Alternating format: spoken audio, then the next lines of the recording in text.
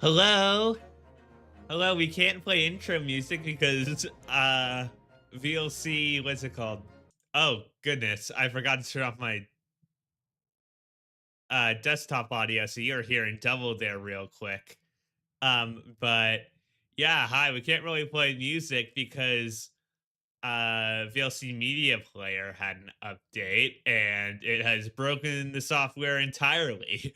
But hi, we're here. Let's see if I can imitate it.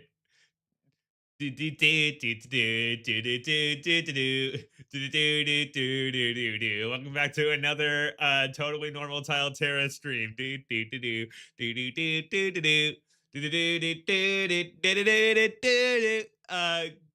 Grace Attorney Chronicles finale wouldn't be a it wouldn't be an important stream without Scuff. Let's fucking go. All right. Well, let's turn the game audio back on, and get into it.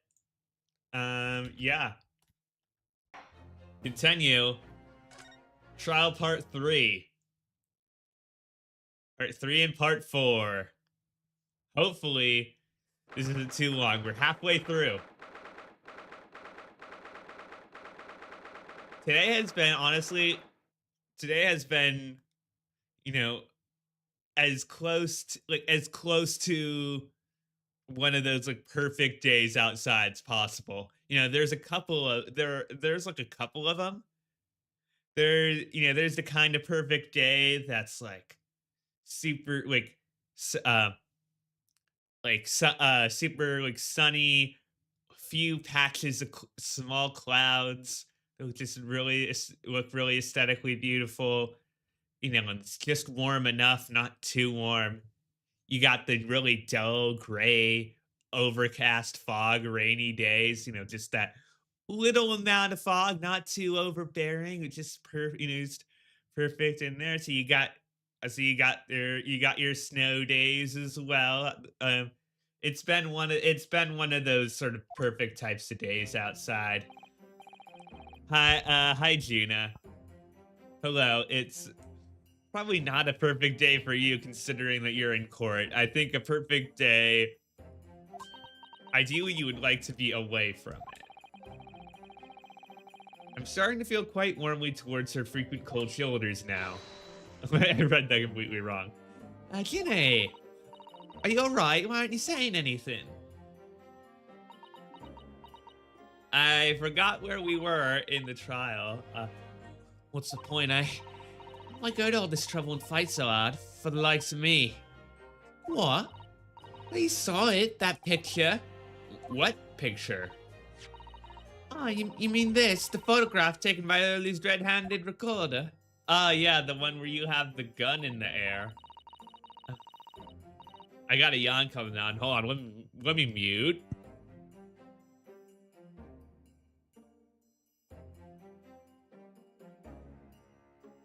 There we go. That was the big one. Honestly, I kind of wish you had heard it, but then, you know what they say with yawns. You hear a yawn, you start yawning yourself, and I don't want to make you all tired. Unless you're trying to get to sleep with my streams, then in that case, absolutely, I hope you get good sleep soon. Um,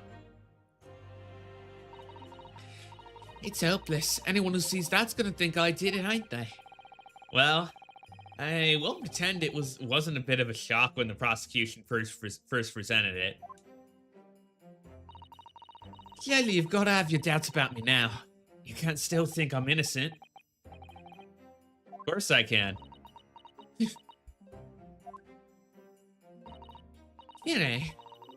Why don't you talk to us? Tell us what really happened that night.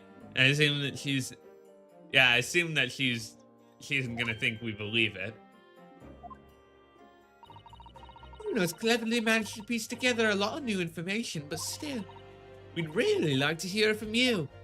Yeah, that would be better than a prosecutor dragging it out. All right then. Oh, I'm surprised. I'm surprised you're willing to say. Oh, got another one. Hey, Clock Tower did go long last night. I think that was actually my longest stream ever, right around 7 hours. Crazy. Oh, I skipped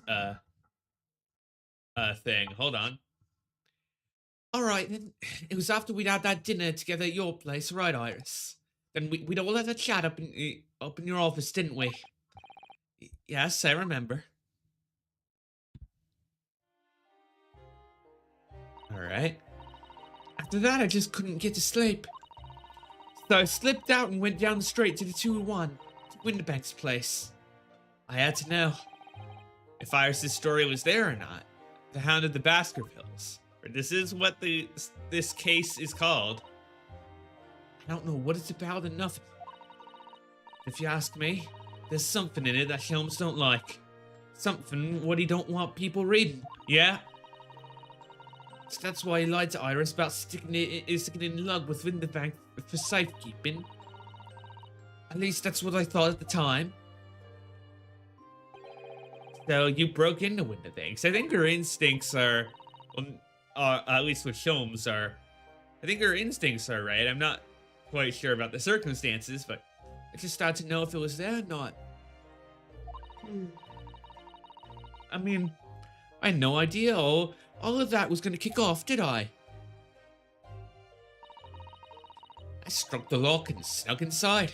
It was dark as like in there, so I gave the oil lamp on the counter a bit of wick, and that's when... Oi, what do you think you're doing? On the count of I will find you trying to pass Sterling and send you to death. Nearly died, I did, and next thing I knew,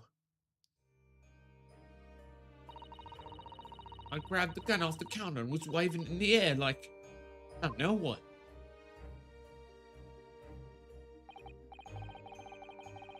The girl who was in here this afternoon. I didn't think, oh yeah, the guy, I think the pickpockets went in for armed robbery. The manuscript. See, the manuscript. Have you got it here? Show them a load of papers with you. A story. Beg your pardon? The Hound of something or other? If it's here, I want to see it.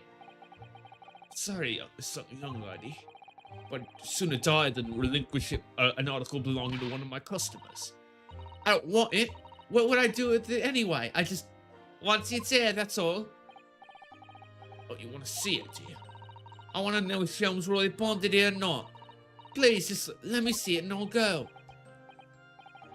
Oh, very well then. But for pity's sake, stop waving my gun around, would you? This is a series of events. So then the old cove unlocked the storeroom door and we both went inside. It was there, all right. The manuscript. Shelms weren't lying after all. He did all that just to check for me, Ginny. Anyway, then there was a bit of a kick-up out in the main bit of the shop. The Skulkin brothers arrived on the scene, yeah. What was that noise? Someone's breaking in. Is there some burglars convention tonight that I don't know about? Yeah, leave it to the British to joke at these sorts of times, eh? I think I forgot to shut the door behind me. Sorry. Better go and take care of it. Could I possibly have my gun back? Oh, well, I'll come with you, Anne. Don't be foolish, young girl. You must stay right here. Don't leave this room under any circumstances. With that, he took the gun out of my hands and walked back out to the shop. I need to pull the YouTube up. If you've been in the YouTube comments, I apologize. Hold on a second. Do do do do do do do do do do do do do. All right. I'm back in the storeroom, like he said, straining my ears in the dark to hear what was going on. It sounded like they got into a bit of a scrap. I started to think I should help, see? So I was just about to go out the storeroom myself when... Oh, goodness. I had a couple of shots go off. too, I think. Almost at the same time. And then there he was, right at my feet, and face down the floor. I was right next to the storeroom door, so I slammed it shut and locked it quick as you like. Because he thought whoever had shot Mr. Winterbank might come for you.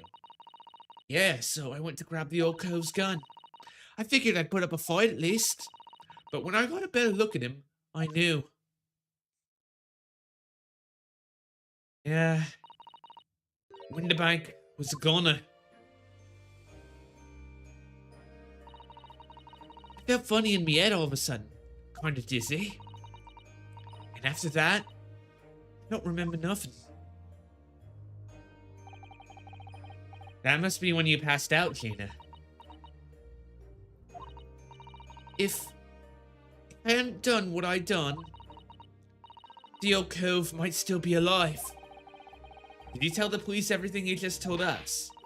Of course I did, but they didn't believe a word of it, did they? All they said was, if I kept telling lies, it'd make things even worse for me. It'll be alright, Ginny. Don't worry. Just stay strong a little longer. Runo's about to put the real culprit through the mill. Well, I hope so. That cove, what was there in the afternoon? That egg at Benedict's. Yep. Yeah, I figured as much. I still remember how he looked at me. Like I was nothing. Sir, I think he looks at most people that way. He was there that night. Yep. We don't know his real name yet, but I'm convinced that he's involved somehow. Anyway, thank you for telling us what happened, Tina. I appreciate your honesty. You what? You can leave it all in Runo's capable hands now, Ginny.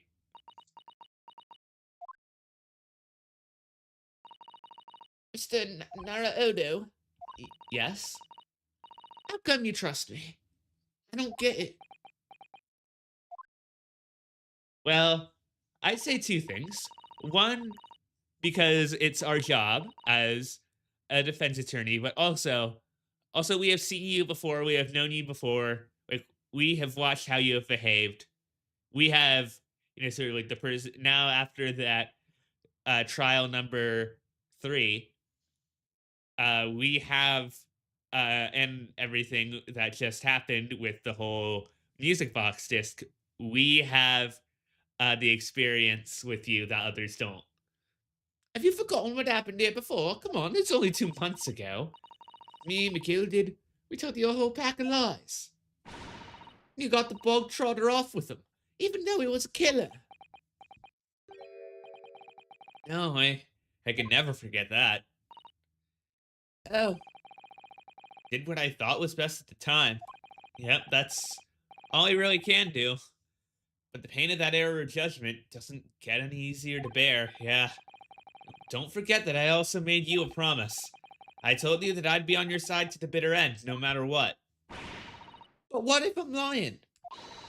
You could be working to get another killer off the hook for all you know. I was once in your position, Gina. I was the accused in a trial. You were? Right, yeah, before I left Japan. I was accused of murder. As strange as it might sound, the circumstances of the crime were pretty damning. I was sure that no one would believe it wasn't me who'd done it. Runo. But there was one person who stood up for me, who believed in me and was prepared to defend me. My best friend. My best friend, whose armbands I'm wearing right now.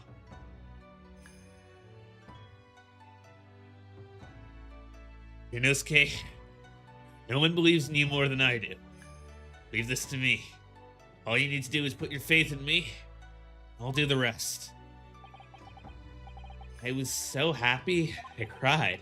But even then, somewhere inside me, I couldn't help thinking, surely he doesn't really believe in me. Not completely. But I was wrong. There you have it. As soon as my trial began, it was obvious. that he had an absolute unwavering belief in me. There, hold on. Yeah.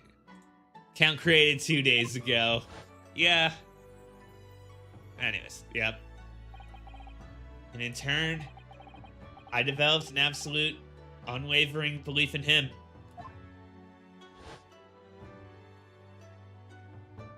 It's a powerful thing, really. It's rare in life that you find those people. It really is. Since then, I came to realize, if you want someone to believe in you, you have to believe in the other person first. What are you saying? I promise you, Gina, that no matter what happens, I'll keep believing in you. So you don't need to worry. I won't let you down. Even though I'm a diver, and a no-good liar, and a no-good rhymer, you're not like McGilded. I know that. That's right, you're our friend, Ginny. And also you're much more believable, much less sketchy. We know you better than you think. And we've come to the conclusion that you're someone we can trust. Yes. That's really all we need to know. Exactly. Mr. Naraodo, I am...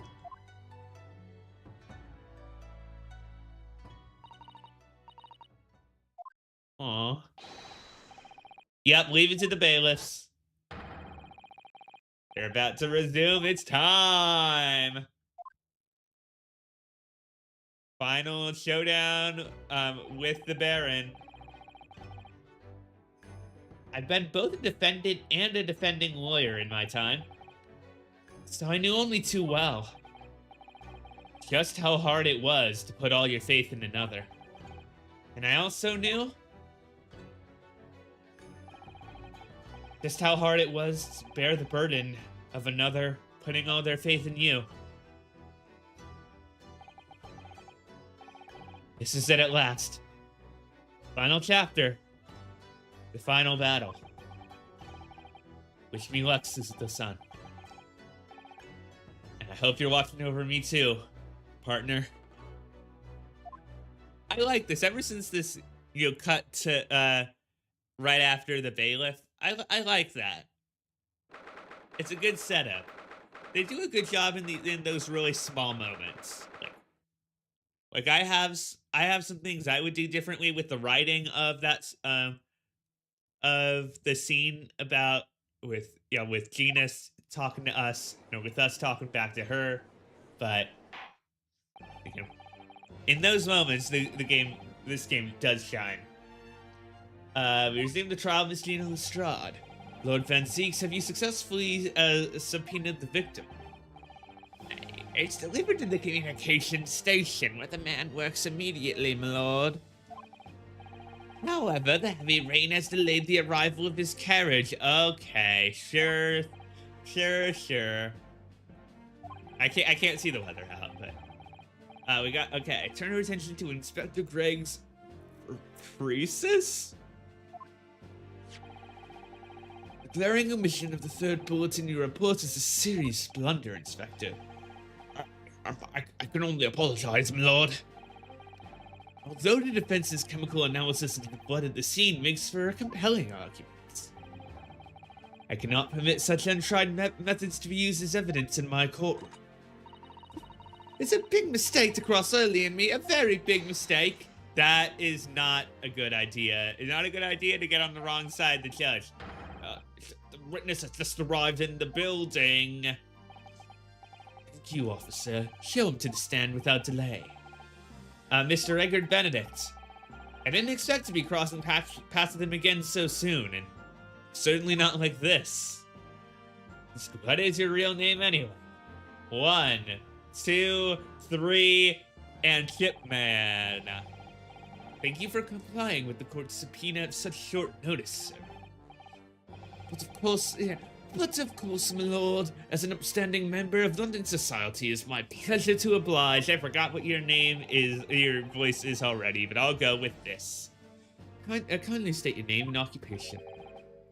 Ashley Graydon, Communications Officer. Mr. Graydon and I both work at London Central Communications Station. Perhaps somebody would kindly explain what all this is about.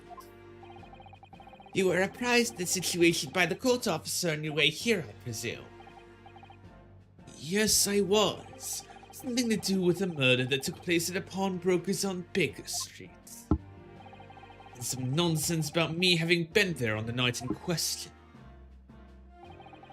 That is the accusation indeed. This really is beyond a joke, you know.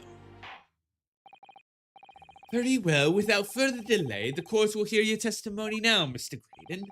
You will respond to the accusation made against you under oath. Oh, right, the smooth moves, I forgot. Gladly, my lord, gladly. All right, witness testimony time. The accusation. Naturally, I have occasion to make use of pawnbroking services from time to time, but are you seriously suggesting I colluded with these thugs to break into the place on the night of the murder? I have no intention of admitting to such an outrageous accusation, even if certain parties here present claim that my blood was found at the scene. Some Scaramouche detective's homebrewed tincture I hope I pronounced that right, can hardly be taken as serious evidence.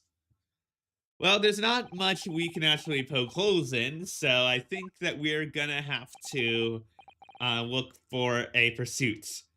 I must say I'm dismayed. For the highest courts in the land to be swayed by this self-professed detective's toy. It was the will of the jury, and our great British justice system demands that the jury's will is upheld. And it would seem we have the misfortune of a most inept assembly of jurors today. By golly, how long can I expect to be detained here? If, following the defense's cross-examination, your involvement in this matter has not been established, you'll be free to leave immediately. Good, then I shall be away in time for afternoon tea. Some small consolation, at least. Let's not hold up Mr. Graydon any longer than necessary, counsel. So, we meet again, Mr. Eggert Benedict. Or is it Mr. Graydon? My apologies. You are Rainovsky Naruhodo, defense lawyer. We've met. If you say so, Ashley Graydon. Enchanté. So... Oh! I trust we can conclude this quickly. Okay. But I'm not holding your flashy hat. Yeah, throw it back, buddy. Throw it back. Or at least put it on the table. That's probably better. I think we could get something out of this. We even met in the very pawnbroker where the crime took place. Though, of course, you introduced yourself by a different name at the time. Yeah, he has a reaction to that. It was Mr. Eggert Benedict, I believe. Objection. Tell me, what... A witness is here to testify about events that took place that night. Yeah, that's fair. He's under no obligation to answer such unrelated questions. Because I certainly do not feel inclined to answer such an inappropriate question. He's gonna be evasive, is he? In an effort not to give anything away. This could be tricky. Yeah, I think it will. These thugs are great into the place. I think we could get a reaction out of them. That's what I'm looking for. Have you seen these two men before? Fair? No, I love how they look away from him. I don't associate with criminals. Then why are you taking something from McGilded, who we've now established has killed somebody? Sorry for the yelling. Sorry. I don't know who I have to thank for this. Who made this outlandish accusation against me? The young lawyer there in the black. This is a farce. Whose idea was it to permit an outsider to work in the British courts anyway? Well, needless to say. Okay. Yeah,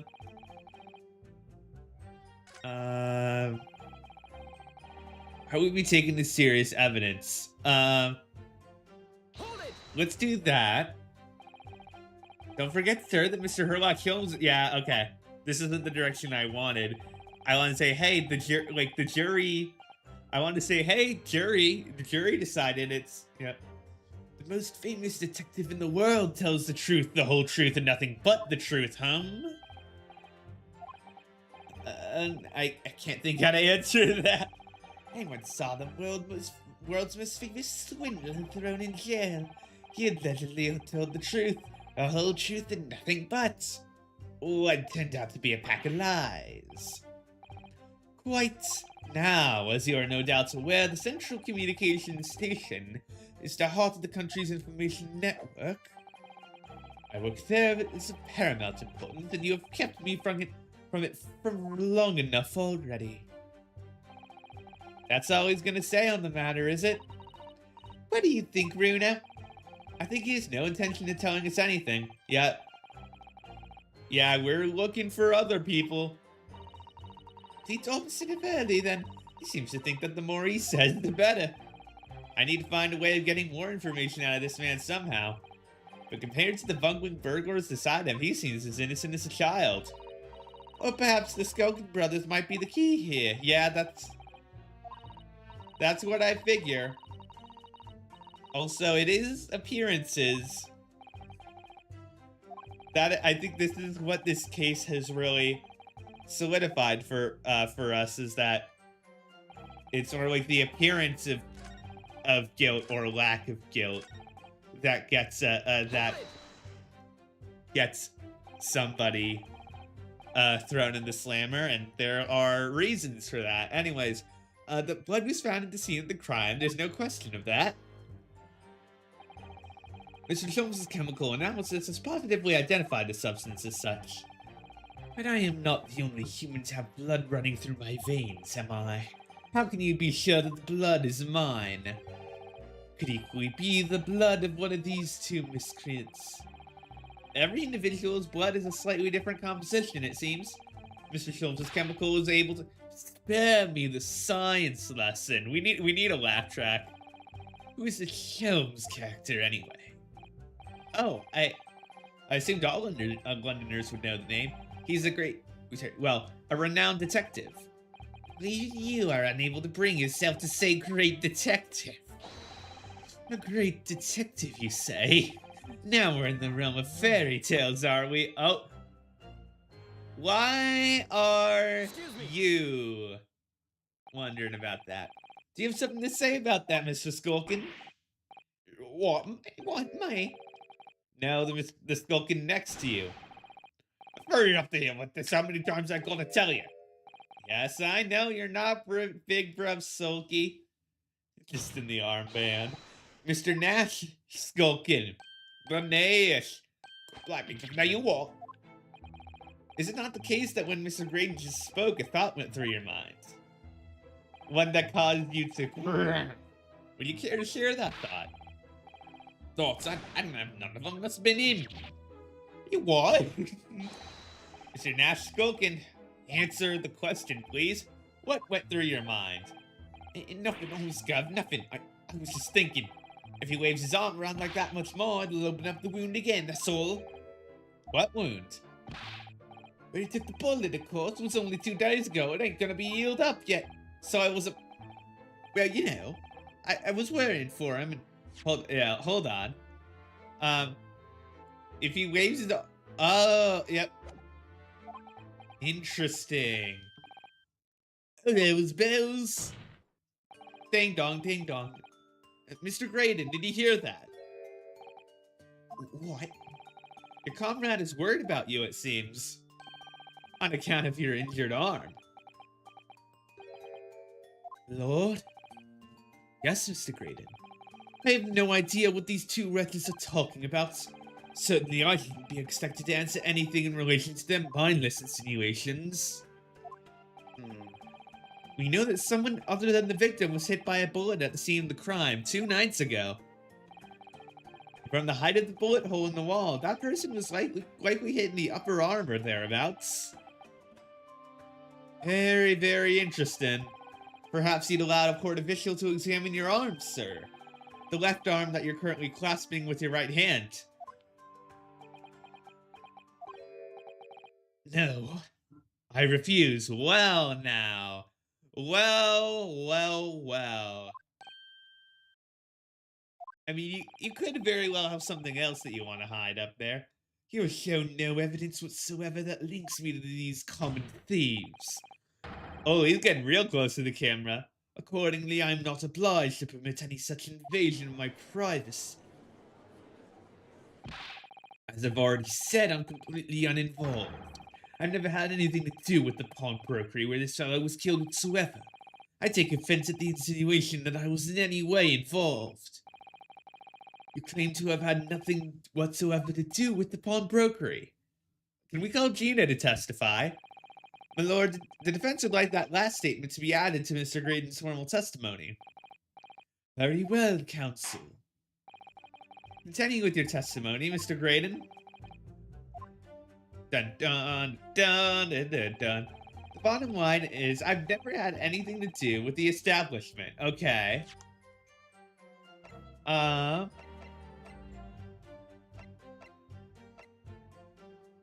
Where was it? Was it this?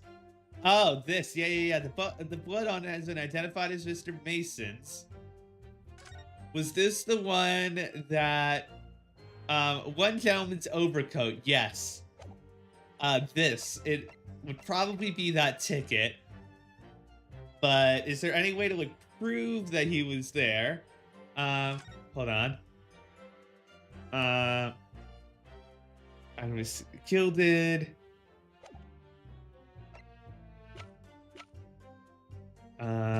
Was it the paper? What was this one again? Communication is being intercepted. Yeah. Yeah, this is what it's gonna be. Oh, wrong button, sorry.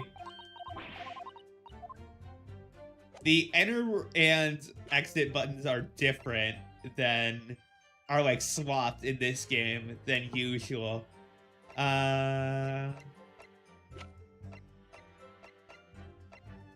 It could be that maybe, but well, first of all, let's save. I know we're on 5, but you can never be too careful.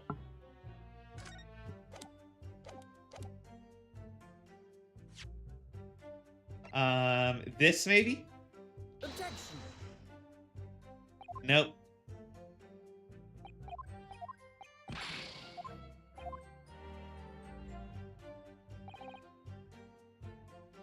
Let's press one. Let's press before I do that. Never had anything to do with it? You forget that I was there, Mr. Graydon, on the very afternoon. Obviously, I'm not a complete stranger to the pawnbrokers. I'm currently on the lookout for an armchair to furnish my study. No, you were there to redeem an article. Is that right? Oh, okay, there we go. Excuse me. Do you have something to add, Inspector? Come again, Sunshine. You were there too, in fact, weren't you, Inspector? That afternoon. Well, yes, I do remember meeting yourself in the pawnbrokers that afternoon. You, your young Japanese assistant, and the accused were all present. And at that time, this witness, Mr. Graydon, was trying to acquire a particular article. Well, now. I'm afraid I don't remember too clearly. He's being paid off. But you must. I'm not gonna lie and pretend I remember something I don't. What's going on here?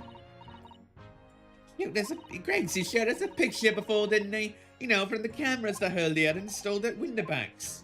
Of course. Indeed. And the gentleman pictured bears a striking resemblance to the witness, I must say.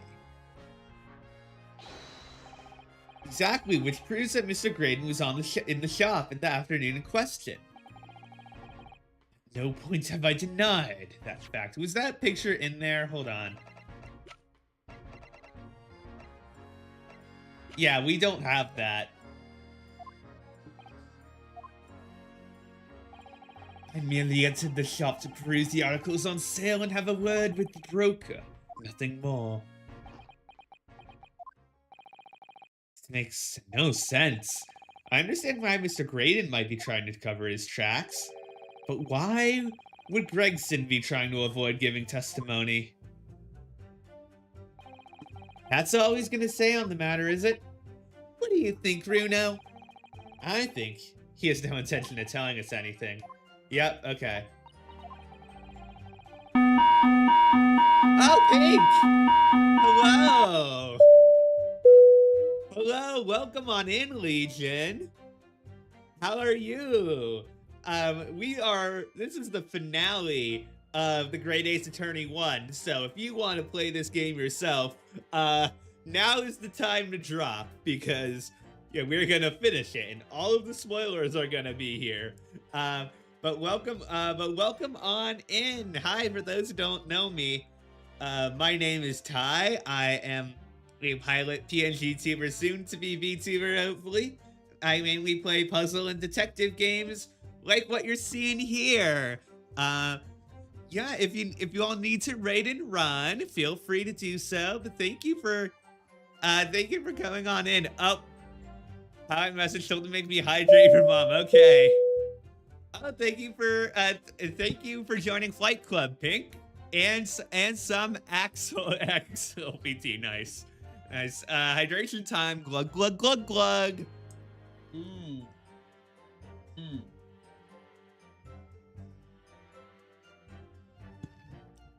There we go.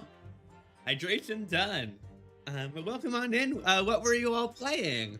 I hope you had a lot of fun. I missed your last one. That happened. That happens. Yeah, like. Oh, and Cappy Bandit, thank you. Thank you for the follow. Thank you for joining Flight Club. And you're playing Cobblemon. Nice. Sorry for ads. Sorry for ads. I'm gonna say, well, that was bad well, that was bad timing on the part of the ads, not on part of you, Pink. You are fine. But yeah, for Cobblemon, what mods do you I'm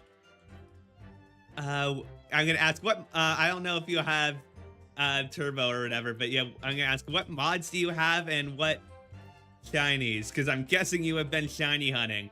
But in the meantime, we're gonna continue playing. Do you have to run? You're starving. Get your food. Get food in your belly, Pink. That is your new mission. I'll take good care of them. You can trust me with them. I won't do anything. You can totally trust me. No, okay, no, you can. No, I promise no harm will come to him. Shiny Rattata and Shroomish, nice, very very nice. Well, yeah, thank you for coming on by. Hope to see you again soon. And yeah, let's get back into Ace Attorney. Say we got a little more info. He says he has nothing to do with Windibanks, but we know that's not true. Yeah, now we can. Yeah, now is when we present. Started with Snivy, very cool. My brother, we call him Guy Altera here, like Guy Fieri. He's a big fan of the Gen 5 starter line. Especially Snivy and Oshawott. Okay. It was right up here. Have a great night as well. Okay, let's present.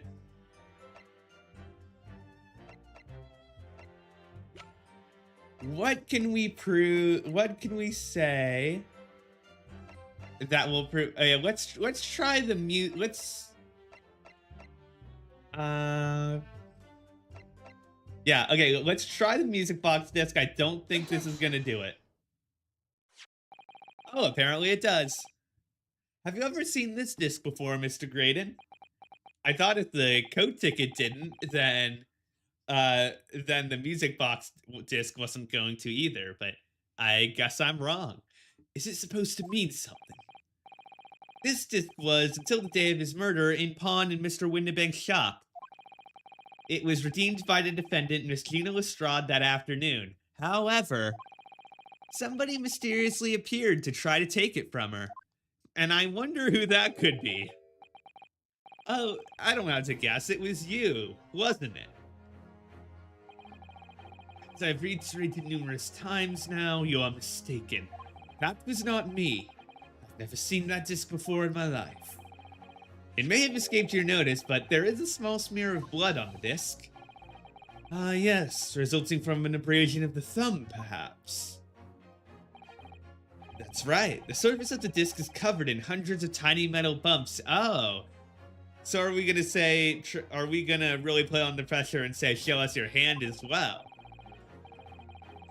In the skirmish to acquire the disc, the thumb of the person who tried to take it suffered minor lacerations. So, while the disc bears the remnants of that skirmish in the form of this smear of blood, the thumb of the person in question must bear the remnants also, in the form of a scratch. Goodness gracious, indeed it must. Mr. Graydon, you refused to allow a court officer to examine your arm before. Are you now going to refuse to allow us to examine your thumb? Because I have no doubt that it bears a small scratch consistent with the smear of blood on this disc. Oh, well, it would seem I underestimated you. What is the meaning of this? So you admit it now? You admit you have a scratch on your thumb from when you attempted to take the disc? He's probably going to provide a different explanation, is what I'm guessing. Knowing these games. Well, Mr. Graydon, it would appear there has been something of a misunderstanding here. I did not attempt to take the disc as you put it, no. Quite the reverse. What are you trying to say? No, it's Gina who tried to take it from you. It's really quite simple, you see. The disc was mine from the outset.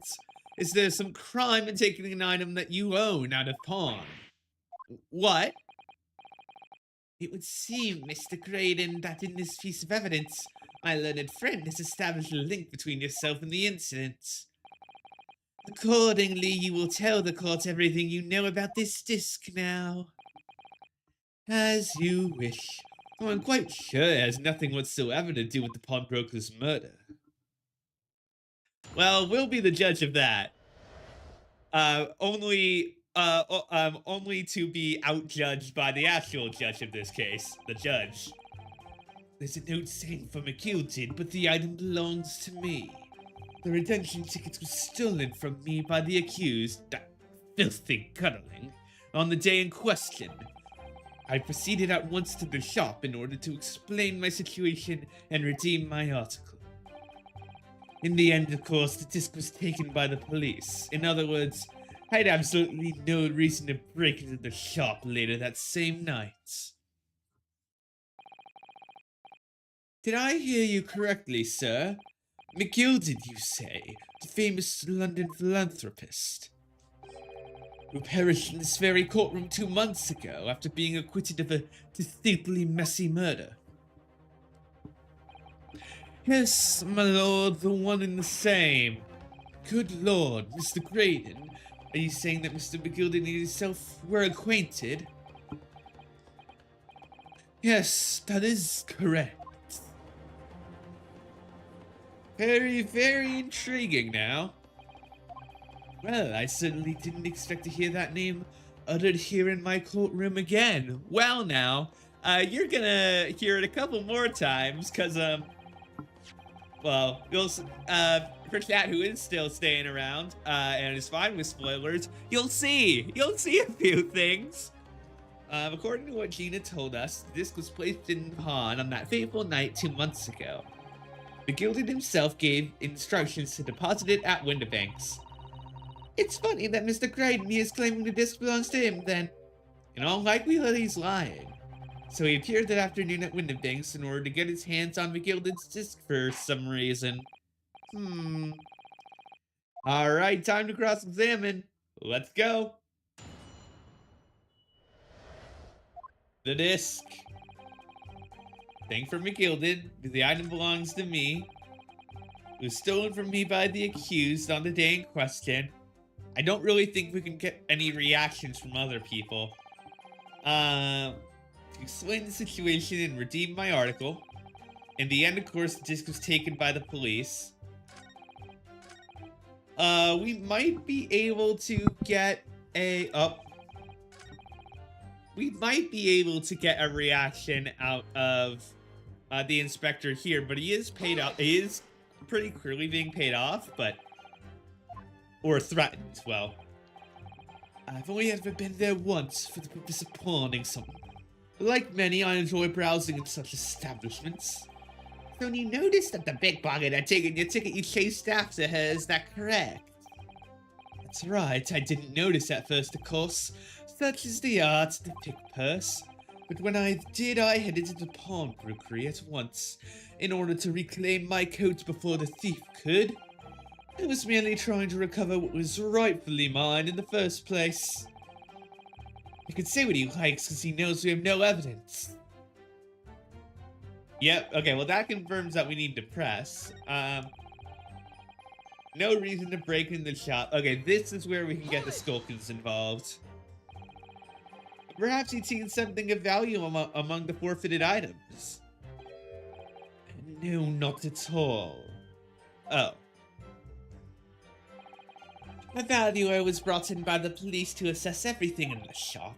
Without exception, every article on the shelves was common or garden bric-a-brac. In that case, it's clear that you broke into the shop later that day in order to recover Mr. McGilded's disc. Have you not been listening to anything that I say? Even if I had wanted to recover the disc, you may recall it had been seized by the police that afternoon. It was no more in the shop that night than I. As I keep saying, I simply had no reason to break in. There was nothing of McGilded's left in the shop that night. Nothing this man might have been after. I wonder if that's really true. If you have some evidence, then let him have it. I'm dying to see that irritatingly shed expression of his crumble. Alright. So...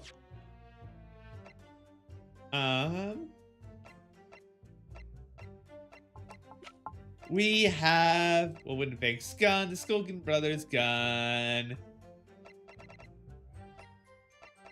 Autopsy report, single bullet wound to the back. Well, we already... we already have the music box disc, so... is this where we... no, we already did the pawnbroker's ticket. Was it this one? One gentleman's overcoat. One small box. Yeah, it's the... okay. Is it the box then? Because... yeah, because you came for the overcoat, but you didn't talk about the box. When he realized he was going to be arrested on suspicion of the omnibus murder, he threatened Gina and forced her to take the redemption ticket. There's no doubt about it, that witness is lying through his pearly white teeth. The police were obviously after anything left behind by McGilded as well. Oh, hey, Sandwich, welcome in. Welcome on in. Joined at a good time, joined for the finale. Good to see you again. How has it all been? But Greg seems being very strange about all this. There must be a reason for that, I'm sure. I just don't know what it is, so I know he's being paid off by McGilded, but We'll see. Just like the whole jury. Well, at least juror number 5. We're gonna want to present here, and I think it is for the music box. Although, why break in when you could just go and buy it yourself is certainly a question. But this disc was deposited at Windibanks on Magnus McGilden's instructions. You knew that, and you went there with the intention of obtaining it for yourself. Conjecture again, and in any case, the disc was taken into custody by the police that afternoon. The witness had no reason to visit the pawnbrokery again that night. Sorry, my learned friend, but that's not true. Hey, finally using that against him. Took you long enough? Nah. Mr. McGilden had another article in pawn at Windibanks, as this second pawnbroker's ticket proves. There were 2 articles belonging to Mr. McGilden in Windibanks pawnbrokery, and the reason you broke into the shop that night was to recover the second one, together with your 2 accomplices, the Skulkin brothers. Gah. This is the second ticket, is it? What had the man deposited? The article description reads, 1 small box. A rather vague description, it seems to me. Are you suggesting I broke into the pawnbrokery with these clowns in order to steal some trinket box? I believe there are adequate grounds to suspect that you did. This is absurd. Why on earth would I do such a thing? Once the article had been forfeited, I could simply walk into the shop and purchase it. There'd be absolutely no need for me to resort to theft. That's what I was wondering. Indeed, the witness makes solid arguments. So that means that for some reason, this Graydon fellow needed the small box that very night. It's time to put an end to this nonsense, my lord. Could you be a little less cryptic, Lord Von Zeeks? I do hate to ruin my learned friend's argument that the truth is quite incontrovertible. On the night in question, no small box was taken. And rest assured, the prosecution can prove it. What? Good gracious. Inspector, show the photographic prints to the court, if you please. Yes, sir. What prints? These prints were taken from one of the detective's security cameras. Ah, Hurley's red-handed recorders again. As previously explained, using the plan of the shop layout, the victim's establishment was furnished with automatic cameras in 2 locations. One was set to capture the counter, and the other was set to capture the shelves. According to the information on this ticket, the gilded small box had been forfeited already, 2 days before the incident at 9 PM on 13th of April. Which means it would have been on the shelves and forfeited items in the shop front. Now what I have here is a print taken by one of the cameras about 2 hours before. That's at 11 PM on 15th April. Yup.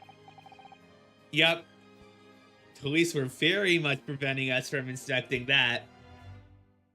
The victim certainly had a very full shop, it would appear. And then here we have another print. This one was taken about 2 hours after the incident. I see. So we have 2 pictures to compare. I must say that placing them side by side leaves me cold. Ooh, we could take a look with the spectrograph or whatever. It's starting to make my head ache. Obviously, at Scotland Yard, we consider theft as one possible motive. We explored the possibility that something had been taken in addition to the victim's life. Your men have already compared the 2 prints thoroughly, Inspector. Yes, sir. Haven't been doing a whole lot lately. Not super well. I'm sorry to hear that. I hope it turns up for you sooner rather than later. We counted every single item in each of these 2 photographic prints. And the honest conclusion is that exactly the same number are present in both. Well, the same number of the same number of item, but you didn't look for if it was moved. Well, nothing was taken, supposedly. And it's the disc that they want. It's the discs from those boxes that they want. It's not the actual boxes themselves. They could just come on in and nab it. I don't know what he said. Oh well. I don't believe it. I could have just shown that he'd stolen Mr. McGilda's pawn box. I forgot. I keep forgetting that he's such a dancer. You know what, Runo? I've been thinking. Also, if you have any ideas, and I am anti-backseating, but I am of the mindset that we are all solving these together. So if you have any ideas, don't hesitate to let me know. I wonder if these 2 photographs really are exactly the same. That's what I'm wondering. Yep. Yeah, always good to check if they moved. Well, let's do it before he officially asks us. Can we use it? Alright. Pop your 2 prints, and when you look at the eyepieces, you can see the image in 3D. The important thing to get right is the position. Oh, goodness. Is it going to make us... I forget if it makes us do the whole cross-eyed thing, but... Okay, well, it's not prompting us now. It seems that, in fact, in the night in question, nothing was stolen. Do you accept the prosecution's assertion? No, I don't. Oh, it's only asking if there could be. Let's use a piece of evidence. Before I give my answer, my lord, I'd like to try something, if I may. Try something? What do you mean, counsel? I'll need to use a certain piece of evidence from the court record. There we go. Yeah, no problem, of course. That's all we can do in life, is try to do as well as we can. Be as well as we can is probably the better phrasing of that. Take that! I'd like to use this device, my lord. The the stereoscope, sorry. To view 2 prints stereoscopically. Ooh, yes, you got the bug at last. You can't resist it, kid. You forgot about that guy. You got the cross-eyed compulsion. Cure number 3. What a surprise. Come on, Runo. Let's put the pictures in place and see what this wonderful contraption shows us. There we go. Now look through the eyepiece.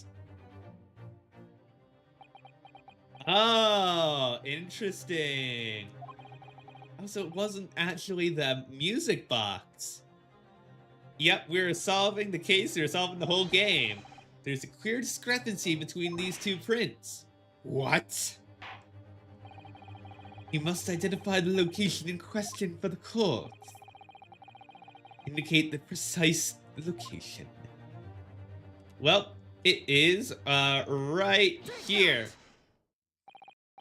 Granted, these 2 prints are almost identical. However, there is one minor discrepancy between them. What? When you viewed the 2 pictures stereoscopically, a single area stands out as being different. The location of this small box. Wait, unbelievable.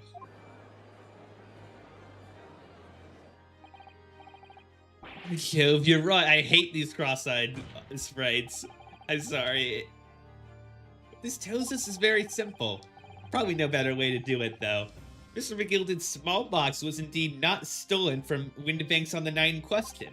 However, there can be no doubt that somebody picked up this particular box and then returned it to its place on the shelves. Are you suggesting that the small box originally deposited by mcguilty is in fact... Yes, the very same small box I just identified in these photographic prints? Mindless guesswork. What if it was? And what if it wasn't? So a box was moved on the shelf. Nothing was stolen. Which means quite simply that nothing has changed. Yeah, Jimmy, yeah.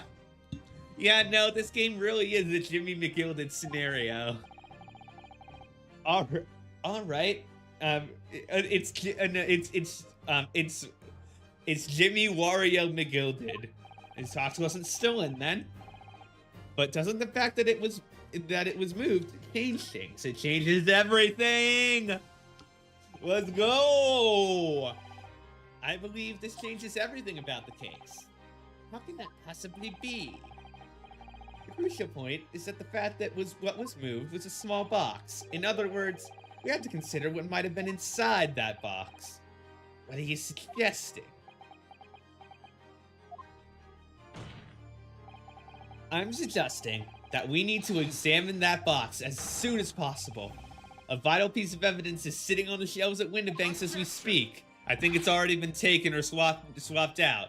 That won't be necessary. Some little box belonging to a man who died 2 months ago can't possibly be relevant to this trial. The court does not uphold your objection, Lord Van Seeks. Bailiff, arrange for an officer to go to Baker Street at once.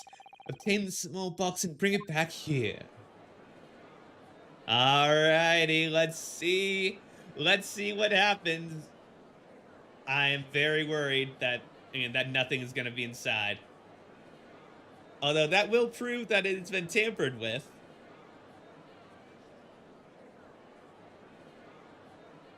Da da da da da da da da da. We should have a report within half an hour. I think perhaps we should recess until the evidence is brought forth. To be hoodwinked by such a farce. Disappointing. I beg your pardon, Lord Van Zeeks. This is nothing but a smokescreen. No. What are you trying to say? My learned friend has persisted with the same line of reasoning from the very beginning, that this witness's intent was to steal an article belonging to Mr. mcguilty from the pawnbrokery. Yeah, I don't think he's planning on stealing it. I think he's planning on returning it to the very in fact alive Jimmy Wario mcguilty. Your common sense tells us that none of the articles have value enough to be worth stealing in the first place. Exactly. It could be beyond absurd to break into a place for the purpose of stealing such commonplace property. See, I don't know why you could have gone a couple days ago, and just bought it, but still. Because anyone could have done that, but... That's what confuses me about this case, but... If your lordship recalls, Mr. mcguilty perished 2 months ago, immediately after the conclusion of the trial. A trial in which he was found not guilty. A trial in which it was established he was the upstanding member of society, his reputation implied, in fact. So I propose a toast to my learned friend and his most insightful defense. Hold on. He was the upstanding member of society, his reputation implied. Why are you switching here now? Because you have been very much the guy who's been like, been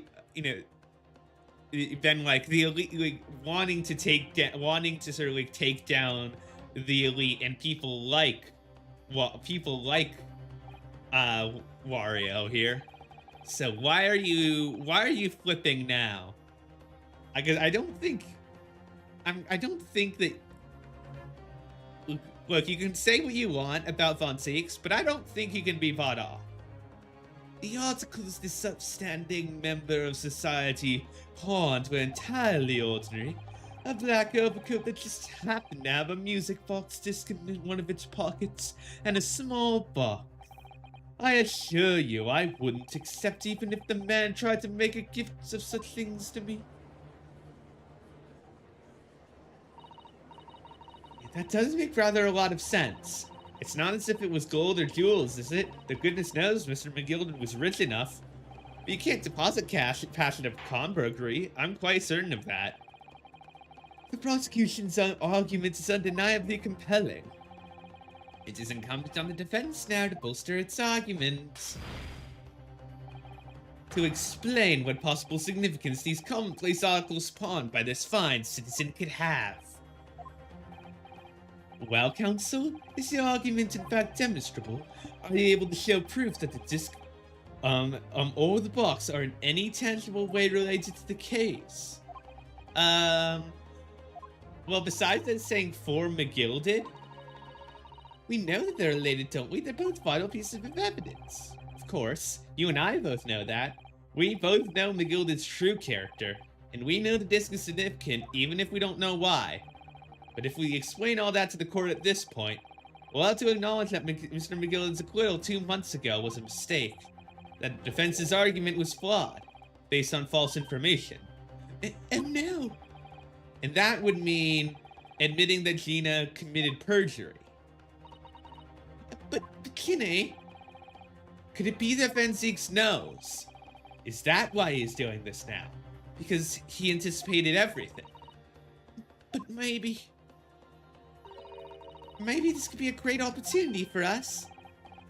What do you mean, Iris? Well, what is it that you always say, Runo? Sooner or later, the truth comes out. Every time. Alright. The exact significance of the things Miss McGilden deposited with Winterbank is something only Gina can explain to the court. If I put her on the stand to testify about that, it could critically damage our chances of winning this case. What's the right thing to do here? I think we've got to. My lord, the defense would like to make a proposal. Oh, what proposal, counsel?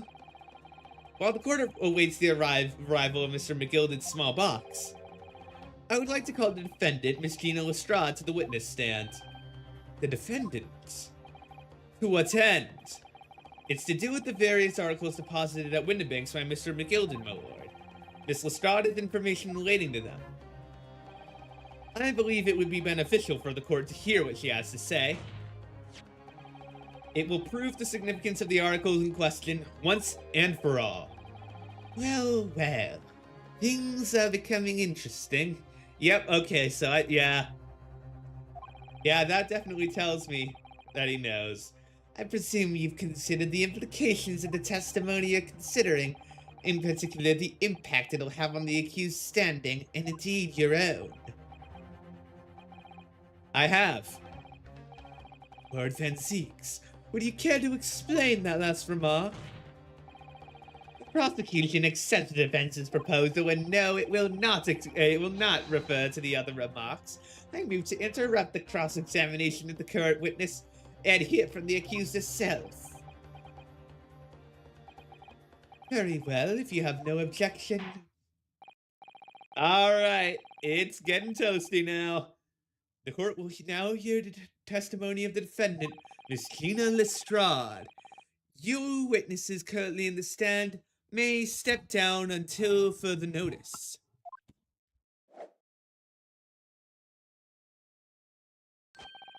And I shall bid you good day. Wait. You, sir, shall remain in the stand while Miss Lestrade testifies. As you wish. Alright then, Gina, it's time. I know this will be hard, but please, put your faith in me here. Good luck, Runo. Okay, now. The articles that Mr. McGilden had deposited in Winterbank's pawnbrokery are intimately related with the omnibus case, the trial of which was heard in this courtroom 2 months ago. Yes, and I remember this young lady being brought before me in that trial as well. That's right, my lord. Her testimony helped to establish the innocence of the defendant, Mr. McGilden. And she's clearly not proud of it. The omnibus case was intriguing, to say the least. And now here we all are again. The same players in that trial facing each other once more. A twist of fate, perhaps. Monopoly's friend. Allow me to recap the events of 2 months ago. An old brickmaker was stabbed to death in an omnibus running along London's winter streets. Apart from the victim, there is only one other person in the carriage, Mr. McGilden. Naturally, he was the prime suspect for the murder. But as the trial progressed, another possibility emerged. That the murder in fact took place above the defendant's head on the roof deck, with the body then being dropped through the skylight into the carriage below. It was Miss Lestrade whose testimony brought that possibility to light. At the time of the incident, Miss Lestrade was concealed under a seat in the carriage, hoping to pick the pockets of unsuspecting passengers. Then, immediately after the trial, having been acquitted of the murder, Mr. McGilden died in this very courtroom, in the most extraordinary of circumstances. Or, well, so we've been led to believe, but anyways, a mystery that remains unsolved even now, 2 months on, as indeed does the omnibus murder itself. Be that as it may, I recall neither the disc nor this small box being mentioned in the course of those proceedings. Miss Lestrade? Would you tell the court now, please? What really happened in the omnibus 2 months ago, I mean. I know what you mean. I already said all of what I know. And what about everything you told us yesterday from inside your prison cell? Please, Miss Lestrade. This is extremely important. But remember, little girl, if it transpires that you willfully withheld information in the trial 2 months ago, the Home Office will seek to prosecute you for perjury. Why are you doing that? And naturally, you'll lose all credibility as a witness. Although, let's face facts, you have little credibility to lose. Kenny, don't listen to him, please. You have to trust Bruno now. Iris, we're on your side.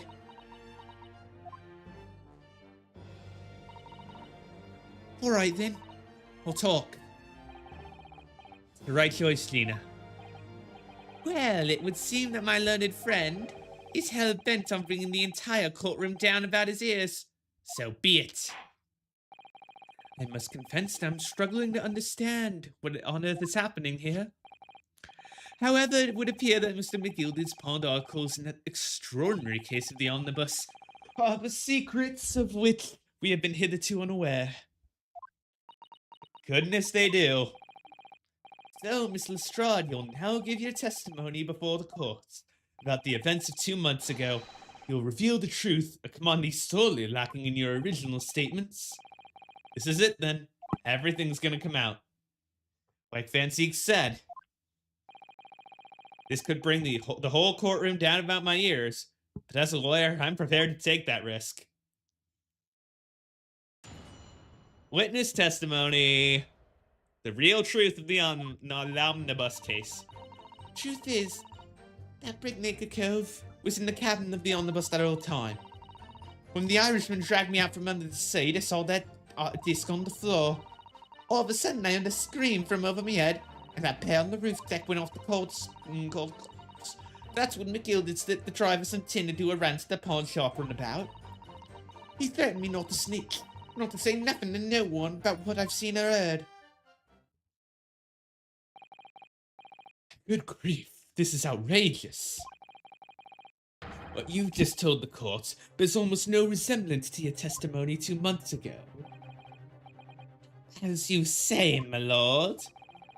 And there's every chance I may have adjudicated an error in Mr. McGilden's trial. It sounds very much to me as if the man deliberately deceived the court in an effort to cover up the most wicked of schemes. Without doubt, your lordship is correct. A great injustice was done in this courtroom 2 months ago. The actions of the accused in trial and this witness and of my learned friend are entirely inexcusable. I don't believe it. The whole trial was a farce. It was all lies. That McGilty fellow was rotten to the core, just like that pickpocket. Don't forget that lawyer from the East. You wronged a lot of you. Mr. Nara Otto, the lawyer there, he didn't know nothing about it. On the bank? I don't think so. We really expected to believe that. Really stitched everyone up. What an operation to get the man off scot-free. If it won't stop, the lights at the stop. Yes, the defense made a terrible error of judgment. I intend to take full responsibility and suffer whatever consequences are deemed appropriate. However, it's imperative that the court allows the witness to elaborate on her testimony, because the true significance of Mr. McGilden's pond articles must be brought to light. Very well, my learned student friend. Why student? Given the depths of calamity you've just plunged yourself into, this may very well be worth learning. Words fail me. The situation's utterly deplorable. Mr. Naruhodo. Yes, my lord. I will decide upon your fate following the conclusion of this trial. Of course, my lord. Blimey, Mr. Naruhodo. Now, counsel, proceed with the cross-examination. Alrighty.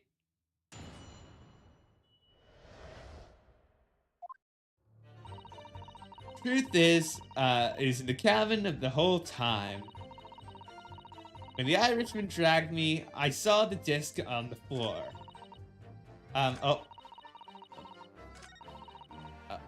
Sorry. All of a sudden, I heard that scream from over me head, and the pair on the rooftop went off to call the slops. That's when McGilden slipped the driver some tin to do a run of the pawn shop roundabout. Let's stress this. I don't think we've heard as much about this. He's obviously being Windibanks. Just a moment, counsel. Do you mean to tell me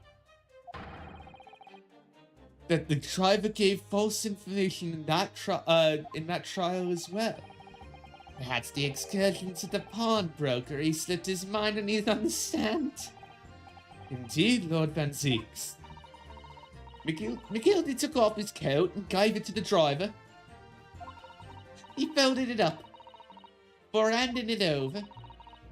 When I saw him do that, I remember thinking, that coat and what's it called be worth a few bob.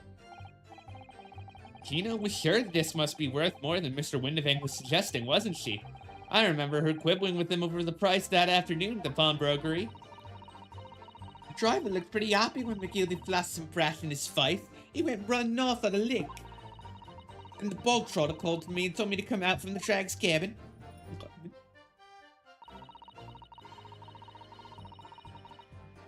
He threatened me not to snitch. Let's hear more. Threatened you how exactly? Told me I'd only be able to scoff if I did exactly what he said. Which included giving false testimony in court 2 months ago. Yeah, that's it. And there was one other thing he said. Which was... He told me I'd have to hang on to the ticket from the pawn shop and make sure not to lose it. The tickets? Well, I never.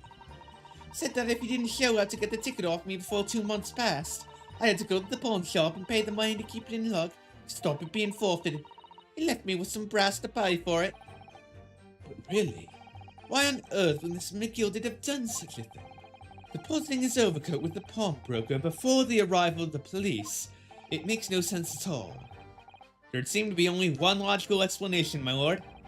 What McGilden had the driver deposit at Windibanks was something he didn't want the police to see.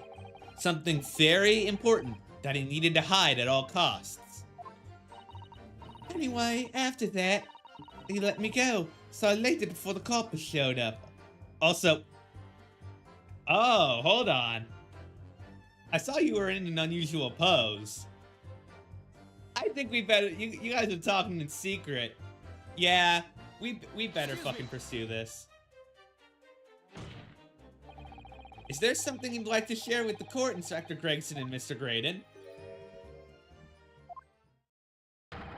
Inspector, Mr. Graydon. Wah! Trying to give me a heart attack. You have been whispering to each other for quite some time now. Tell us, what is the discussion about? Talk in with this fella. Pull the other one, Sunshine. You think I got anything to talk about with a shady gent like this? And I have nothing to say to this uncouth detective after he deprived me of his disc that was rightfully mine. But they've clearly been talking the entire time, been cross-examining. It's as if they've been negotiating.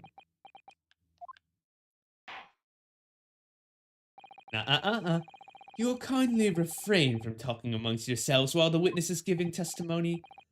Sorry, my lord. What were those two talking about? Miss Lestrade, continue, please. Well done, Gina. Can't have been easy to tell the truth like that.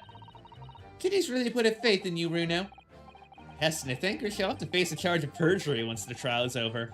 So I need to use the time we have now to get out as much information as possible. It's time to really go for it. Press her on every statement. Okay, guess that's what we're doing. Hold it! You were hiding in the cabin at the time as well, weren't you?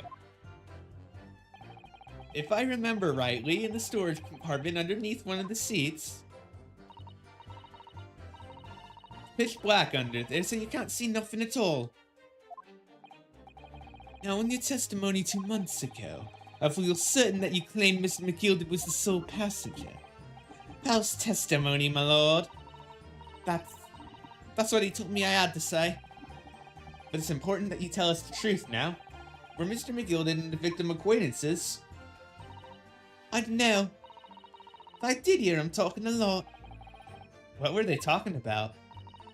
Well, I couldn't hear too well, but if I had to say, I think it was about money or something. They kept talking about buying and not buying. Perhaps business dealings of some kind. Well, anyway, they got louder and louder. Started to sound like a proper fight. I was pretty scared by them. I only dared to breathe, and then, all of a sudden, I heard a noise like someone keeling over on the floor. It was blooming loud and all. And I believe you let out an involuntary scream. Yeah, that's what gave me away. When the Irishman dragged me out from under the seat, I saw that disc on the floor. Was the disc you saw this disc? Yeah, I reckon it probably was. It was right next to the cove lying on the floor. This disc had belonged to the victim, perhaps. Oh no, but McGilty picked it up pretty smartish. And then he sat the cove with the knife in his belly up on the seat. What did he say to you at the time? He told me not to say a word about what I've seen or heard to no one. About the disc and all. I was dead scared. The way he was looking at me, I thought, if I didn't go along with it, I'd get stuck with that knife too. Then he started asking me a load of questions, like what my name was, and where I lived and that. He asked me about being a diver too. But after a while, what had happened in the carriage was noticed. Yeah, that's right. First there was a kind of rapping noise. All of a sudden I heard a scream from over at me head, and that pair on the roof deck went off to call the slops. There are 2 gentlemen occupying the seats on the roof deck, I believe. That's right. He must have looked down through the skylight and noticed the cove with the knife in his guts. When they screamed, the driver pulled up the horses and McGilty got me out of sight. Out of sight? Where? Back under the seat where I started off. Once the carriage came to an halt, the 2 kills from the roof ran off to fetch the slops. If they immediately left to fetch the police, it would appear they were entirely unrelated. That left McGilty, the driver, and you still at the scene. Yeah, only the driver didn't know I was there because I was under the seat. I had the cabin door open and a voice from outside. The driver, yes.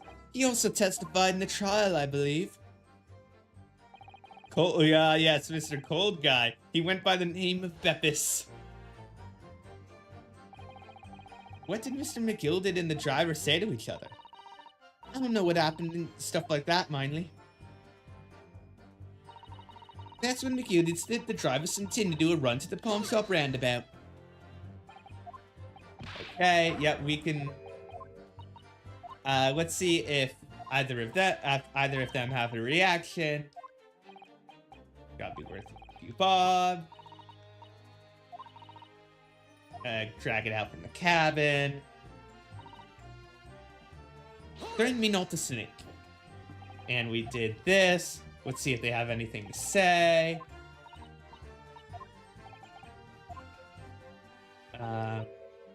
Don't lose the ticket.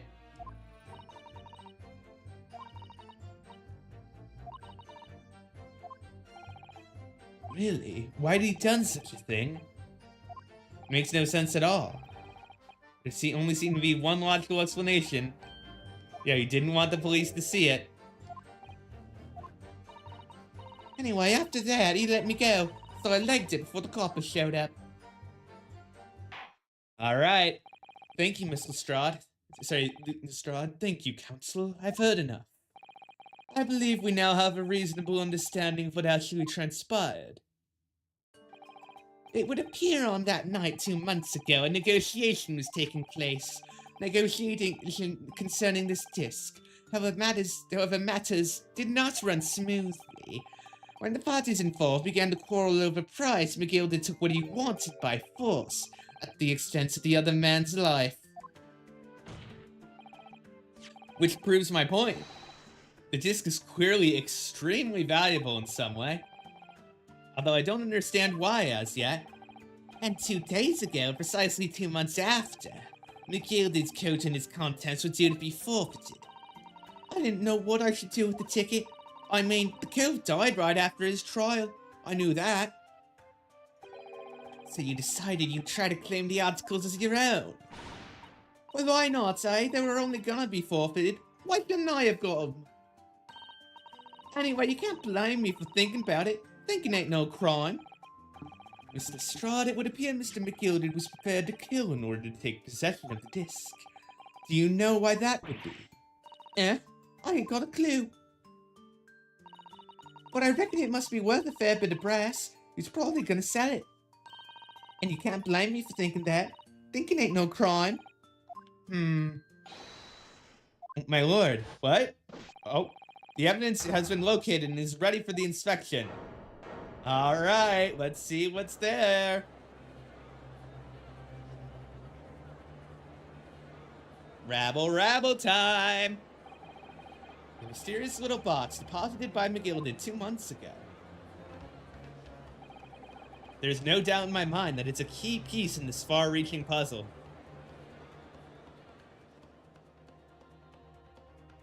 Okay, to be continued.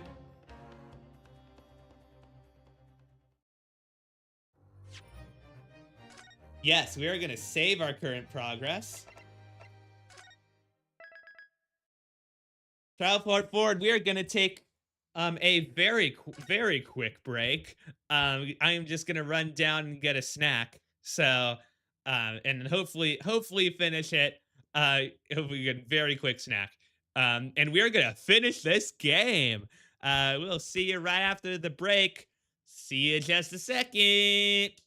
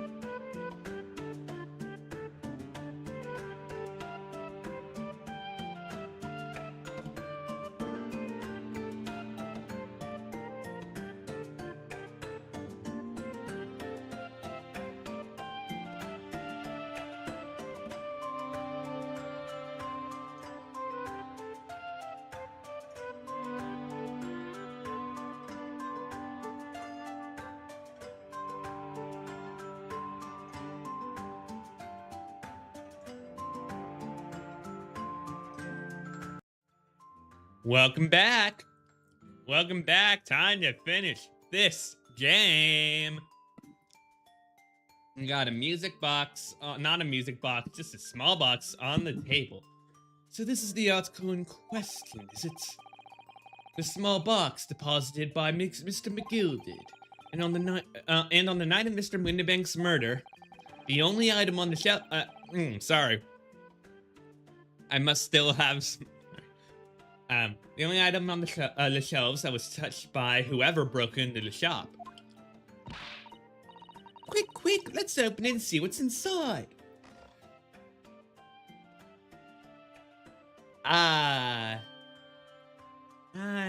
Yes.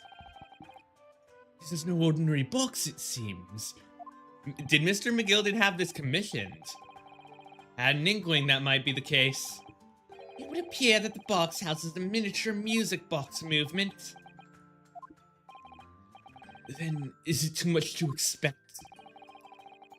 I think it would be reasonable to assume that it's the device for the playback of this disc, my lord. Let's hear what Wario has to say, huh?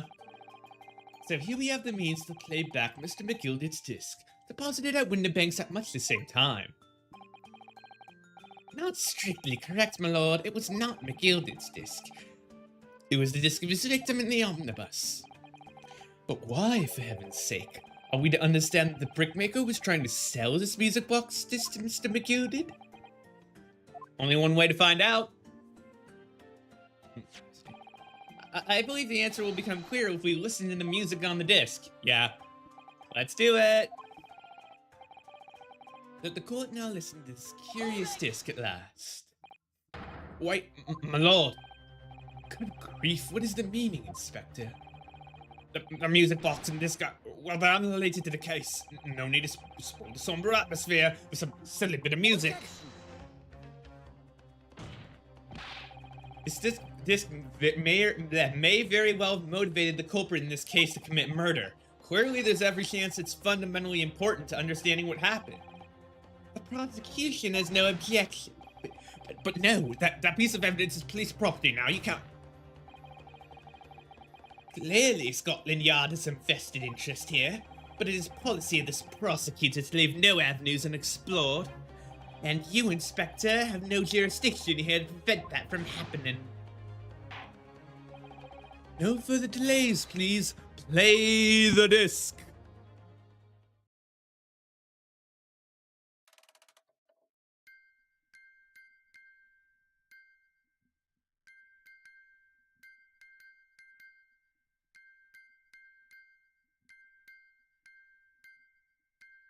It's Morse code.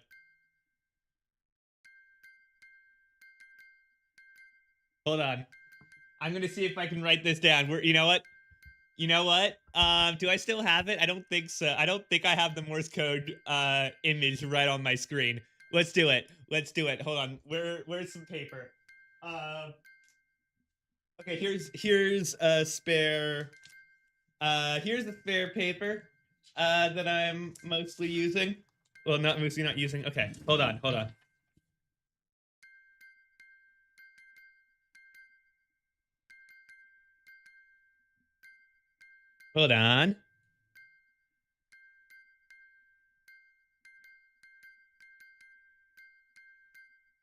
Okay, I got some of it.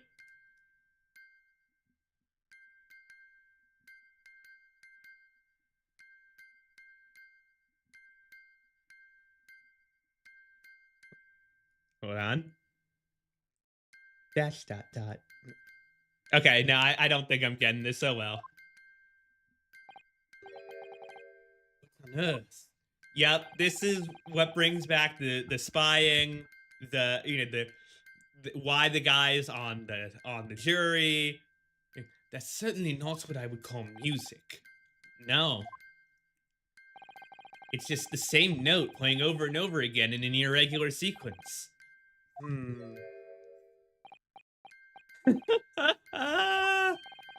Mr. Graydon,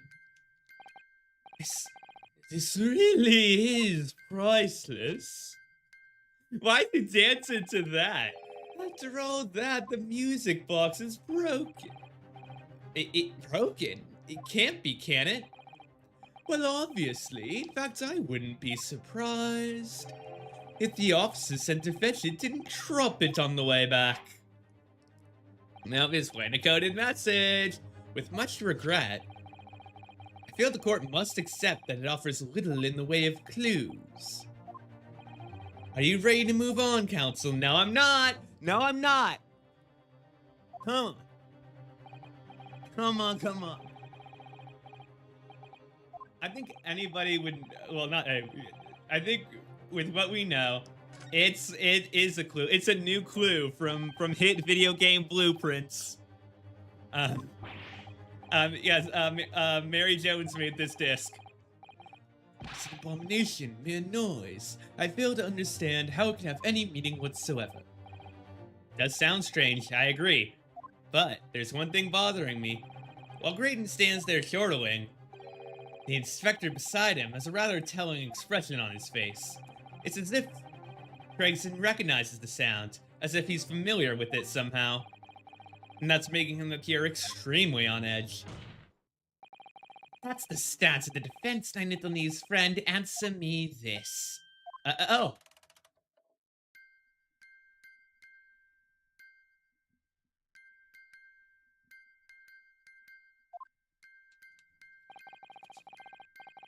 Just what relevance do you propose this willful chiming has on this case?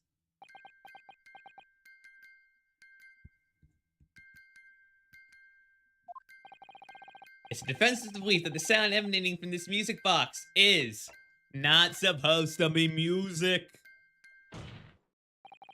Just because this is in a music box, it doesn't necessarily mean the sounds we're hearing are music. Look at that. The smile vanished from his lips as soon as I said it. I'm on the right lines here. I must be. Making deductions based on how people react to what you say. You're acting just like Hurley, Runo. Enacting how Apollo Justice will in the future. And the rest of that gang. Not necessarily music. Well, now that you've told us what they are not, how about you actually tell us what they are, for instance? Do enlighten us. Well, surely you have an idea in mind.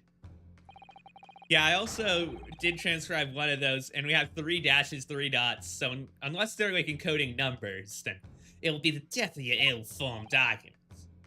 Exactly. The music box is clearly broken. Refusing to accept that fact is pure foolishness. We know. We know what the answer is. I just examined the box very thoroughly, and I'm fairly certain that it's not broken at all. Really? Really? The way it's been made, it can only produce a single note. Oh, here we go. Thank you, Iris.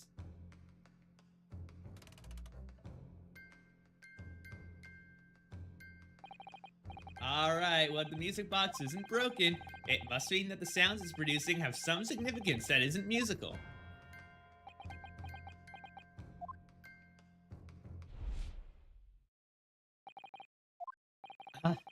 Could it be? Is this what these sounds are? Something's just struck me, Runo. I feel like recently, in the past few hours even, I've heard another sound very much like the one this music box makes. Yes, it's a familiar sound. Actually, Iris, I was just thinking exactly the same thing. I'm going to have to press the defense for an answer.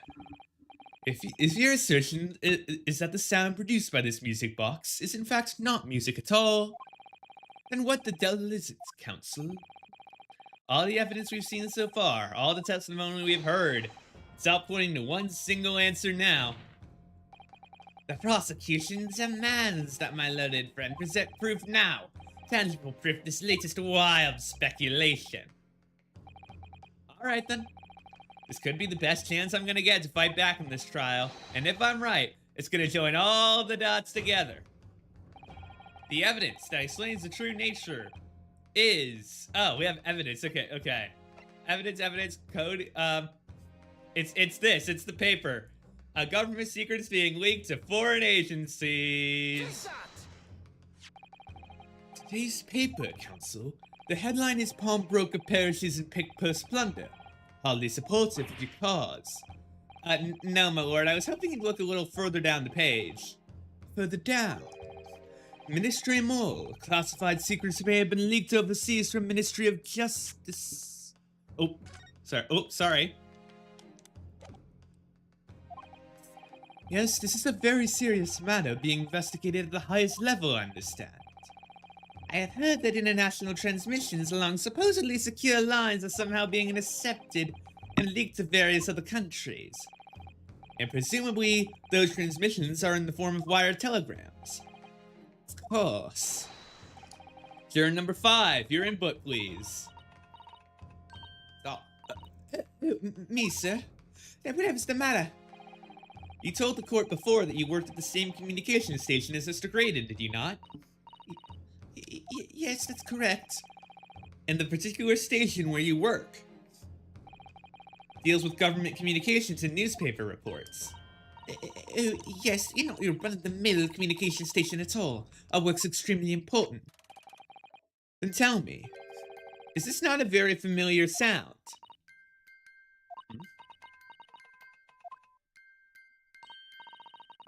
I don't mean to say, is it? That's right, madam. It bears more than a passing resemblance to the sound made by your telegraph machine as you tap it. I believe it's called Morse code. But I don't believe it. Now correct me if I'm wrong, but when it comes to leaking telegrams from government departments, there could be nobody more perfectly placed than a highly skilled communications officer. Are you suggesting that the music box disc contains stolen government secrets in Morse code? So he definitely did not get that far. Please, everyone, but this is high treason, counsel, deserving of capital punishment. Don't mention no vocabulary. What is this treason? What is capital punishment? The sorts of words I'd half expect you to know. For a sovereign government's confidential information, hostile nations would surely pay almost any price. Yes. And on that night 2 months ago, that was the very negotiation that was taking place inside the omnibus. But in the end, McGill did perish, and the all-important disc lay unclaimed in the pawnbrokery. My word. In which case, whoever stole that information in the first place must surely have been beside himself with worry, because if the disc were to be discovered before it found its way out of the country, it would reveal an act of high treason punishable by death. So the culprit had no choice but to retrieve it. And in order to do that, he would have to gain entry to the pawnbrokery illegally in the middle of the night. Because the article left behind by Mr. McGilded would incriminate him too much if it got in the wrong hands. Isn't that right, Mr. Graydon? You think I've been stealing government secrets?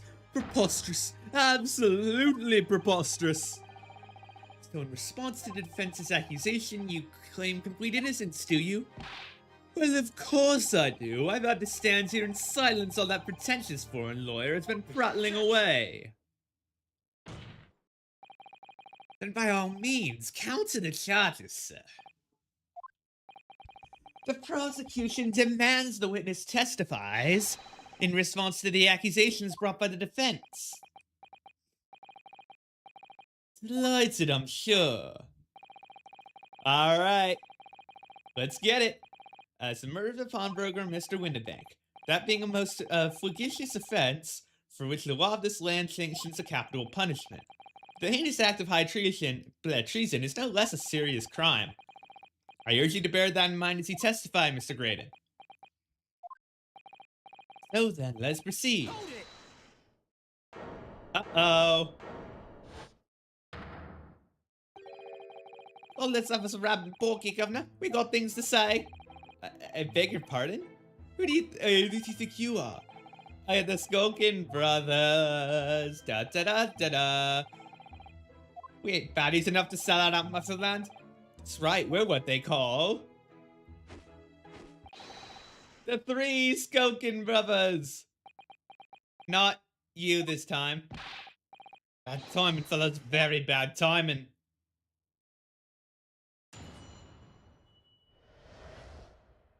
Graydon's counter. A mere communications officer couldn't possibly steal government information. Besides, the sound produced by the music box aren't even Morse code. It was some low-class brickmaker negotiating with mcguilty anyway, was it not? I have no relation to the man. All we done is break into the gaff the other night like what he told us to do. If we'd known there was dodgy government secrets involved, we wouldn't have touched it.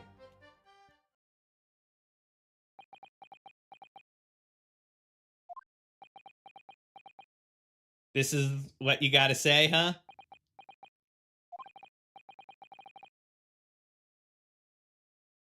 Mr. and Mr. Skokin? One Mr. will do, Governor. What's up?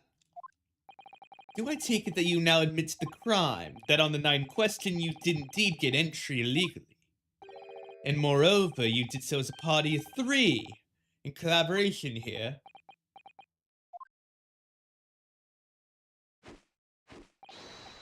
We did, Gov! Well, Grayson's not gonna be happy about that. I have no idea what these 2 ruffians are referring to. Hello, Rotter. You never said nothing about government secrets. Must be a straight-up job. What about the geese whose shop it was, eh? Poor bloke didn't have to die. Nice to know who your friends are. Yeah, you picked the wrong baddies to be partnering with. Indeed. Well, I certainly wasn't expecting this little music box to become so significant. I was. It's in the court record as evidence.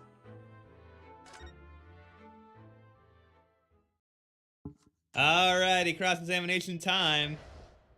Graydon's counter. Couldn't possibly steal confidential government information. You could relay it, though. Let's hear more. So is this newspaper headline accurate? Government communications are being intercepted. How could I possibly know? What do you mean by that? Any important government communications are handled by high-level officers, by specialists. General members of staff where I work would never be entrusted with sensitive information. Oh no, stop, must say something, stop. Yep, number 5. The regular communication stations officers aren't so lowly as you're being led to believe. A team of us are responsible for setting up and testing the telegraphs used by the ministry, and Mr. Graydon's the team leader. That's fascinating.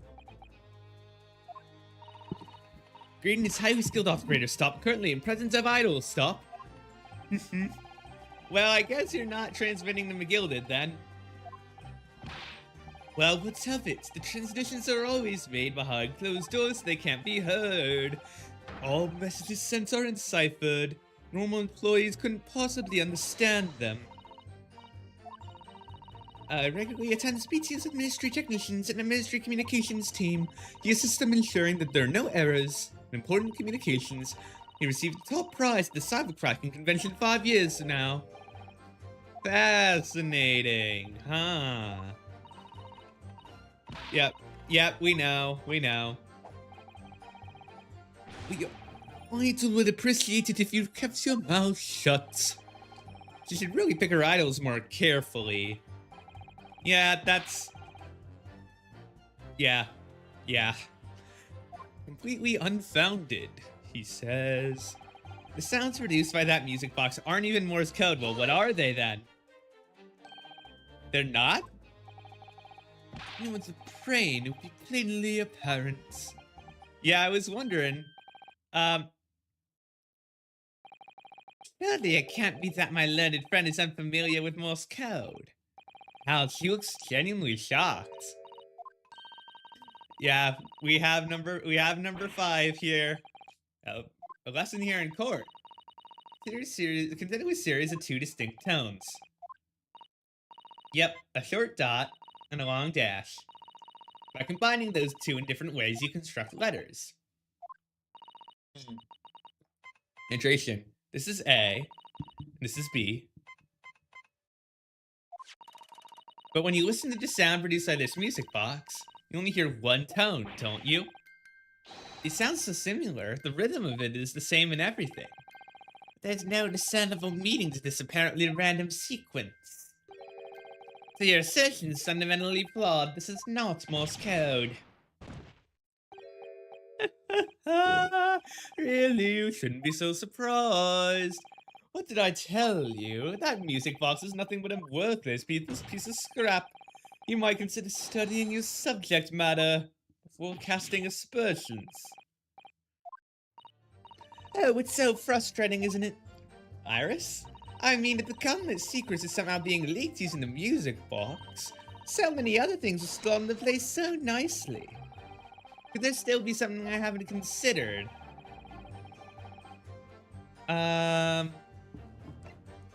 Would it be impossible to play back Morse code? Well, I don't see what the, I don't see what the hurt would be, but right now it seems impossible. It very clearly is like, we need to come back to this. For the time being, yeah. For the time being, such optimism. Too debonair to admit defeat. It can't be Morse code unless it has two distinct tones. Perhaps I should examine the music box more. Ah, interesting.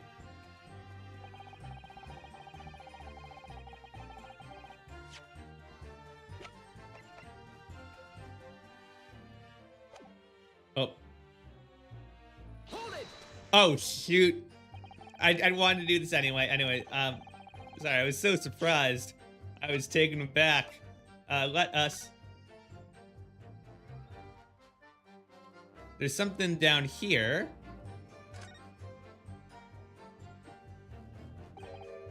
Oh. What is it, Runo? I've just noticed something about the box. It looks like the bottom of it opens up as well. You're right. Come on, then. What are you waiting for? Let's open it. Alright then, here goes. Look at that. There's another movement on the underside. Does that mean you can set another disc to play back on this side? I think so. It looks like the two movements are linked. Ah, so that's why we have two. Gotcha, gotcha. They're linked. If you had two discs, they'd both play back at the same time. Interesting. Can we put the other disc in here now? Who'd have thought there'd be a second movement? This movement is like the other one. The cone's teeth are all the same length. So it also only produces a single tone like the other one. It must do, except that the length of the teeth on the two cones isn't the same. So the single tone will be different to the single tone we've already heard. What? Each movement can only produce a single note, but the notes they produce are different. The music box, I can only play two tones. Okay. Mr. McGilty killed the brick breaker, stole the disc. Mr. Mason was a single man with almost nothing to his name. It seems he lived in an artisan quarter some years ago, but people there remember little about him. That doesn't make much sense though, does it? How would a humble brickmaker come to acquire secret government info? How indeed. There must have been somebody else involved behind the scenes in all of this. Somebody who acquired the disc and gave it to Mr. Mason in order to take it to the meeting and negotiate a deal. Dear me. It wouldn't be moi, gents. I assure you I have far more class than that. An old brickmaker from an artisan quarter and this well-to-do communications officer. If only I could find some evidence to link the two of them together. Okay, so evidence linking the two of them. Something to think on. All he done was break into the gaff the other night, like what he told us to do. Yeah, well, tell us more. Like he told you to do, you mean? That's it, yeah, well, say. Sydney thought he was just popping over for nothing after all them years. The Rodder had a dodgy job for us. Hey, Ash. Let me stop you there, Mr. Skulkin. After all them years, you say? I didn't even notice that. Do you mean to tell me Mr. Graydon's an acquaintance of yours? Quite a sociable kind of baddies, you know. Sure, let's say Graydon's an old China. Oh. Excuse me. Something wrong, Mr. Skulkin. The other one. Yeah, I predicted that.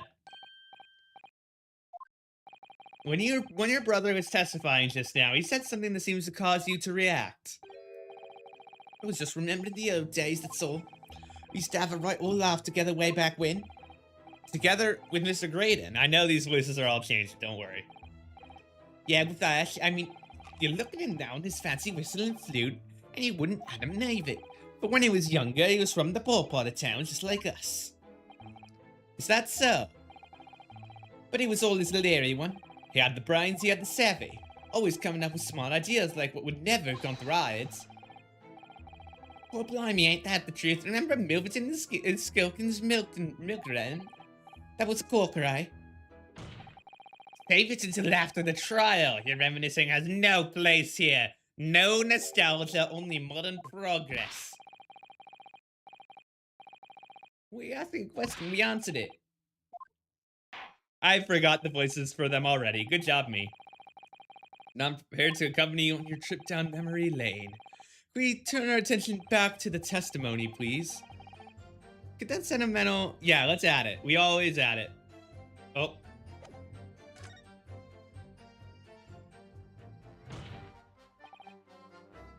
My lord? Yes, counsel. So the brother's last sentimental statement could hold vital information. Very well, counsel. I will permit the brothers to supplement their testimony with that detail. Briefly, I hasten to add. Say no more, Skulkin's never skulkin'. Milk Rancor, them were the days. Let's hear all about it. I'm sure I'm gonna regret asking, but what exactly was that? Some kind of business? Little scheme we had going back when we was youngsters. Yeah, I'm just gonna do my regular voice for him now because I'm not gonna remember. Delivering fresh milk to the locals. That's what it was all about. That sounds alarmingly legitimate. There must be a catch. I suppose since we're here, I should ask them to elaborate. But on what?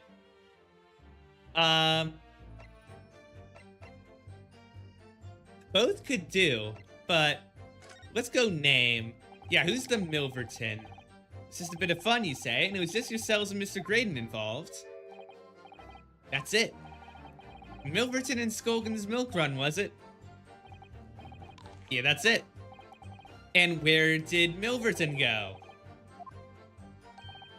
Oh, right, I thought a clever clogs like you'd have worked that one out. That's his real name. How much longer are we expected to listen to this scribble? Let me guess, you don't accept anything these two witnesses are saying. Tell me, why is it that only at the mention of the name Milverton that you decided to interject? Because well... weren't the happiest of homes that one come from. Yeah, his old man was struggling for money so much, his wife walked out on him. He took the name Graydon then, see? But that shall always be Milverton to us. Milverton, got it. So that used to be your surname, did it? No, this is all bunkum. I've been a Graydon since I was born. Do you really think you can rely on the testimony of these two thieves? You're a communications officer attached to the civil service.